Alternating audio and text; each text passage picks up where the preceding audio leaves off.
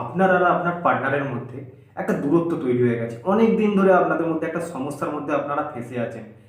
অনেক দিন ধরে প্রে করছেন, অনেক ম্যানিফেস্ট করছেন, অনেক মোটিভেশনাল স্পিচ শুনছেন, তারপরেও রিইউনিয়নটা কেন হচ্ছে না? এই দূরত্বটা কি কমবে?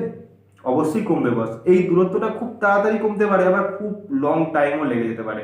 দেখুন, এই এত সুন্দর একটা পার্টনার যে সবসময় আপনাকে নিয়ে আপনার সাথে থাকতে চাইছিল, আপনাদের একটা ভবিষ্যৎ স্বপ্ন আপনারা নিজেদিকে নিয়ে বানিয়ে ফেলেছিলেন, সেই মানুষটা ইগোর কারণে বা রাগের কারণে বা ফ্যামিলির কোনো কারণে আপনার কাছ থেকে দূরে চলে গেছে। সেই মানুষটা আপনার কাছে আসবে? এই রকম প্রকৃতির মানুষদের সাথে অবশ্যই রিইউনিয়ন হয়, কিন্তু সেই রিইউনিয়নটা কিভাবে করবেন তার জন্য কিন্তু আপনাকে একটুখানি বুঝতে হবে। তো আমি আপনাদেরকে একটা এক্সাম্পল দিচ্ছি, এইখানেই আপনি বুঝে নিতে পারবেন যে আপনার কতটা টাইম লাগবে আর কেন হচ্ছে না। দেখুন, অনেক ভিডিও তৈরি হয়, বা আমার ভিডিওটাই এইটাই, প্রথম থেকে লাস্ট পর্যন্ত সবাই দেখে? সবাই তো দেখে না বস। খুব জোর হলে 40% মানুষ গোটা ভিডিওটা দেখে। তার মধ্যে 40% মানুষই কি গোটা জিনিসটা আমি কি বলতে চাইলাম সেটা বুঝতে পারে? বুঝতে পারে না বস। খুব জোর হলে 20% মানুষ বুঝতে পারে। এই 20% মানুষ কি সেটা কি তাদের লাইফে অ্যাপ্লাই করতে পারে? সেটাও কিন্তু 20% মানুষের মধ্যে পারে না। খুব জোর হলে বস 5% মানুষ অ্যাপ্লাই করতে পারে তাদের লাইফে। আবার এই 5% মানুষ এই অ্যাপ্লাই যেটা করলো সেটা কি কন্টিনিউ করতে পারছে সেটাও দেখতে হবে বস। এই 5% মানুষও কিন্তু এটাকে অ্যাপ্লাই করতে পারে না। এটাকে অ্যাপ্লাই খুব জোর হলে একজনই মানুষ অ্যাপ্লাই করতে পারে। যে অ্যাপ্লাই করছে সে সাকসেস হবে বস। যে অ্যাপ্লাই করছে সে সাকসেস হবে। অ্যাপ্লাই করার বিশাল কিছু বলছি না আপনাকে, বিশাল কিছু অ্যাপ্লাই করতে বলছি না। অ্যাপ্লাই কি করবেন? নিজেকে পরিবর্তন। ইউনিভার্স আপনার মধ্যে এই খারাপ সিচুয়েশনটা এনে দেয় যদি, মানে এই মেটেরিয়ালিস্টিক থিঙ্কিংয়ের মানুষ হয় যদি, তাহলে আপনার মধ্যে যে খারাপ সিচুয়েশনটা এনেছে আপনাকে সরানোর জন্য।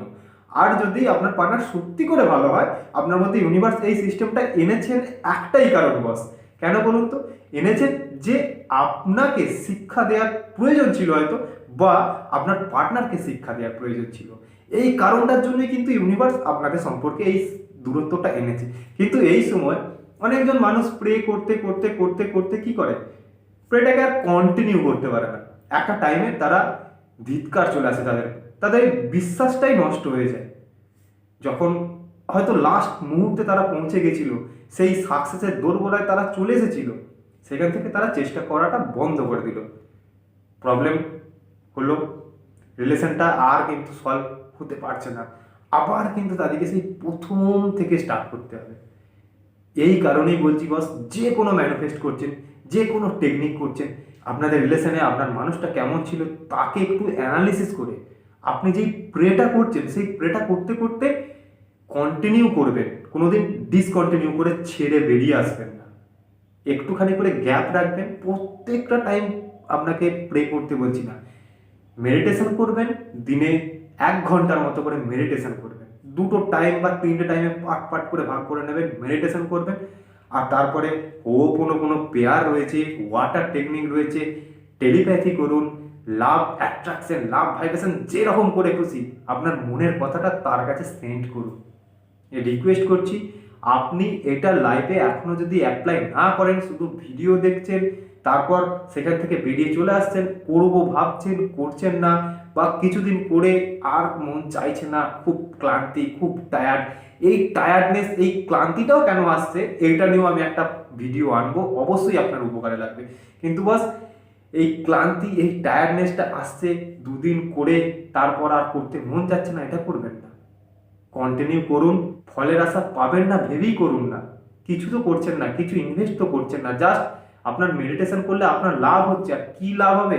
যেদিন পাবেন সেদিন আপনি বুঝতে পারবেন আপনি কি অ্যাচিভমেন্ট করেছেন।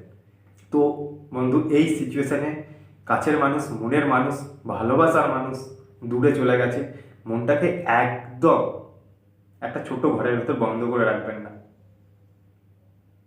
প্লিজ রিকোয়েস্ট রইল, ভালো থাকুন, সুস্থ থাকুন, হ্যাপি থাকুন, নিজেকে ঠিক রাখুন, নিজেকে হাসি খুশি রাখার চেষ্টা করুন।